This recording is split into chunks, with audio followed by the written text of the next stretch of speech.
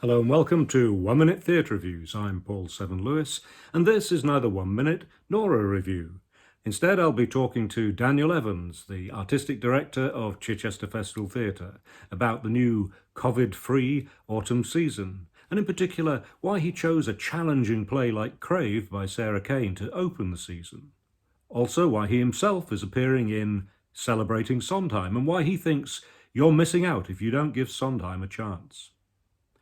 Oh, and what he really thinks about the Chichester audience.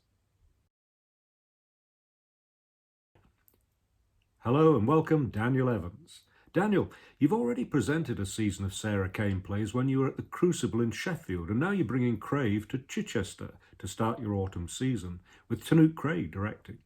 Now, on the face of it, its non-linear structure and dark themes would seem to be well outside the Chichester, well, and indeed most audiences' comfort zone.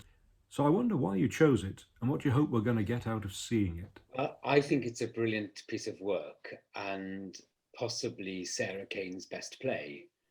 And when we talk about, and I say we because I think we all do talk about, what is the Chichester play, or what is unusual to have on at Chichester, I'm always cautious because I always think we can't.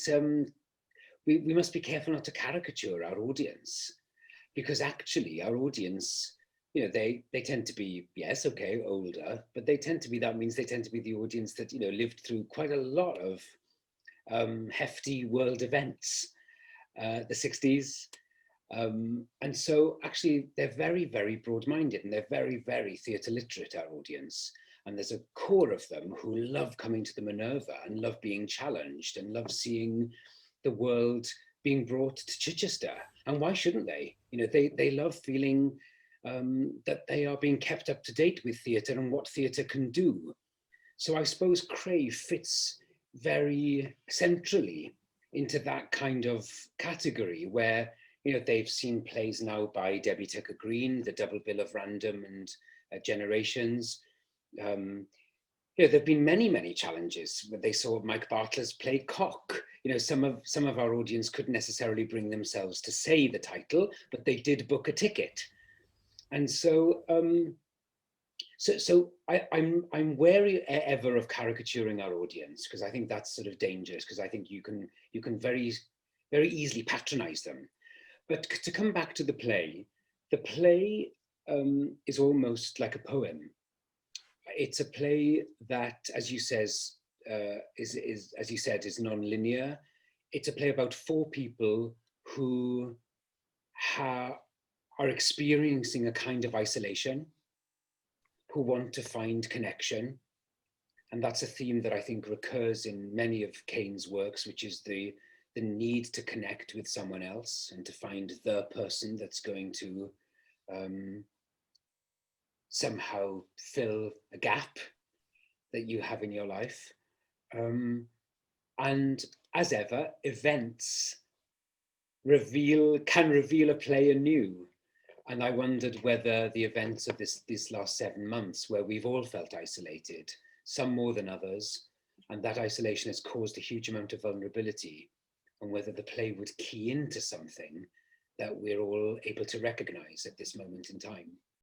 I mean, that is interesting that we're able to see this play in a new way after such a short time.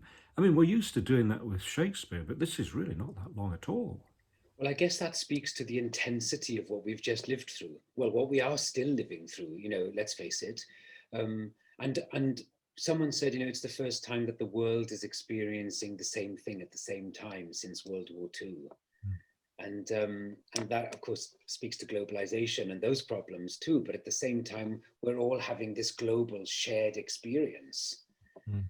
And I agree with you. I think it's fascinating how the meaning of plays can be discovered afresh, or they can be revealed anew within certain circumstances.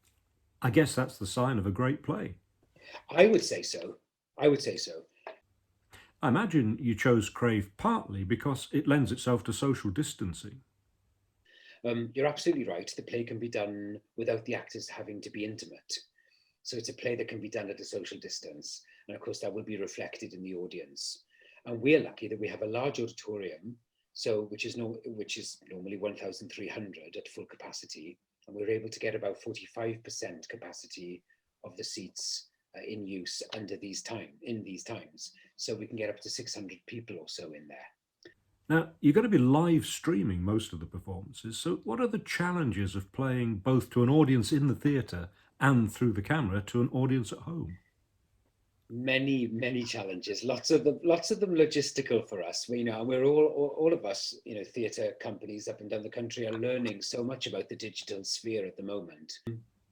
We, I guess, like many other theatres, have also been thinking about how we reach those people who aren't able or who aren't comfortable sitting in an auditorium at the moment, who aren't able to be with us. And so obviously the brilliance of technology means that we can beam ourselves into their homes.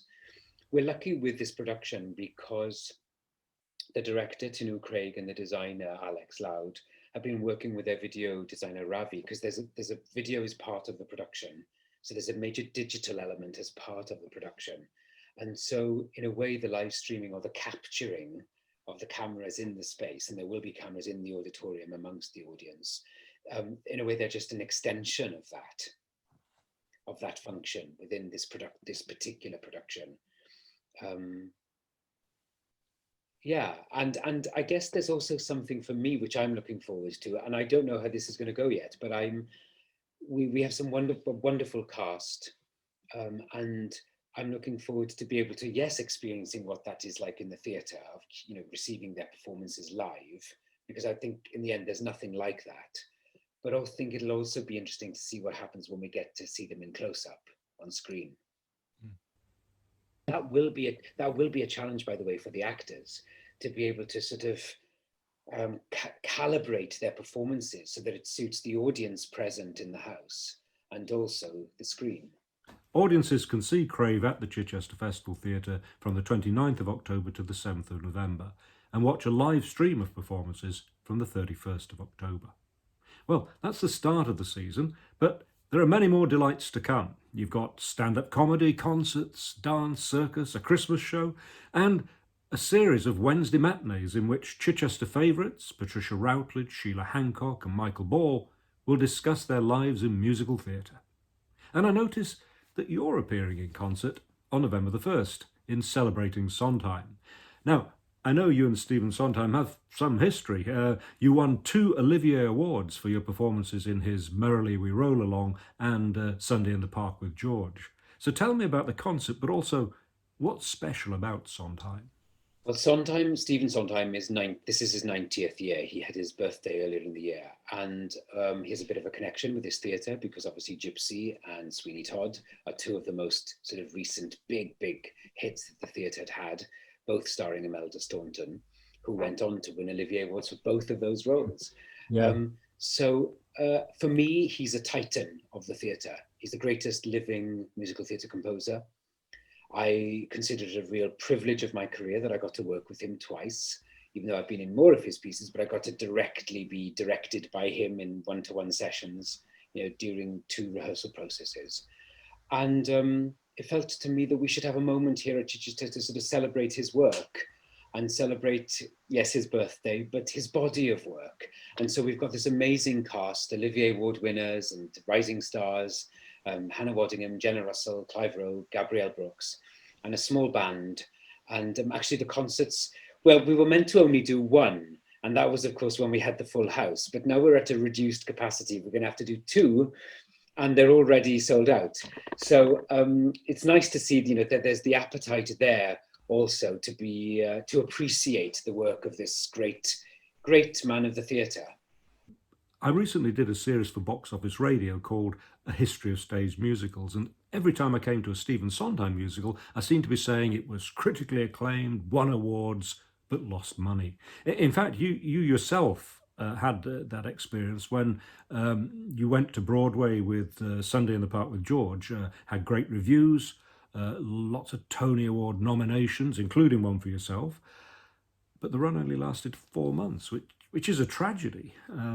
It does seem that Sondheim's musicals often don't have popular appeal. So I wonder If you were doing a pitch for Sondheim's musicals to people a little suspicious of them, what would you say? I think the man was ahead of his time. And I think we'll find as time goes on that his work will be performed more and more and more. I mean, we're already seeing that, his work has been made into films. Tim Burton made Sweeney Todd. Rob Marshall made Into the Woods.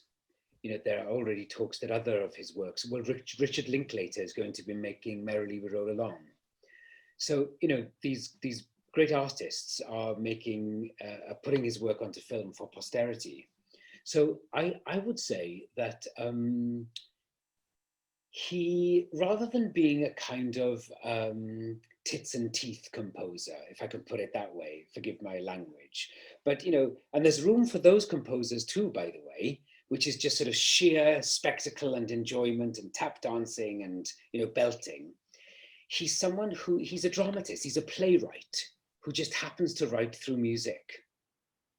And so you can have shows like Sunday in the Park with George that, looks at how, this pointillist artist from the 19th century, and the music reflects that pointillism, in its composition. Or you can have a show that goes backwards, like Merrily We Roll Along. Or you can have shows where all the grim fairy tales are turned on their head, like in Into the Woods. Or you can have a show about everyone who's tried to kill an American president, Assassins, which was a show we were meant to do this year in line with the American election. Not that we were ever advocating that someone should take up arms. But the sort of breadth of his work allows, I think, the audience to look a bit deeper than maybe, some of those musicals that are just sheer entertainment. And so the pitch I would make, I would say to anyone suspicious is, you've got to give this guy a chance. And you've maybe got to listen to it more than once, because it grows on you. Well, that's absolutely been my experience. Now, before we end, tell me something about the arrangements you've made to ensure that the experience of visiting Chichester Festival Theatre is COVID safe. Yeah, definitely. We've worked really hard on making sure the theatre is safe. We've worked with a company called RB Theatricals and a local public health body. So we've made a little video, which you can see online as well, to tell people what to expect. But it's everything you really know, hand sanitizing, we take people's temperatures. We've switched to mobile tickets so that, we don't have to exchange paper tickets. So mobile phones being scanned now. In the audience, we know that people are sat at a social distance in their own bubbles, and it's very clear where you can and can't sit. There are queues and places to queue if you need to go to the loo, but we're encouraging people to go before they come. In the autumn season, not many things, in fact, everything except our Christmas concerts is interval free. So actually things are quite short, so that you can pee beforehand and then go home afterwards.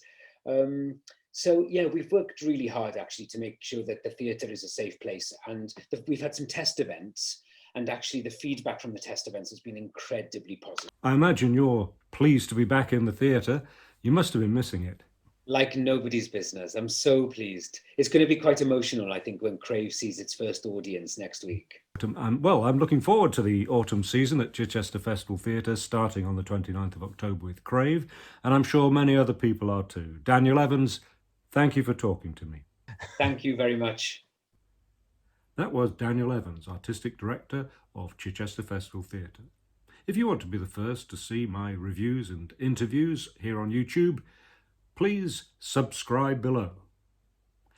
And you can read my reviews at oneminutetheatrereviews.co.uk. And my programmes about musical theatre are on boxofficeradio.co.uk, or you can hear the podcast versions on mixcloud.com. Thank you for watching.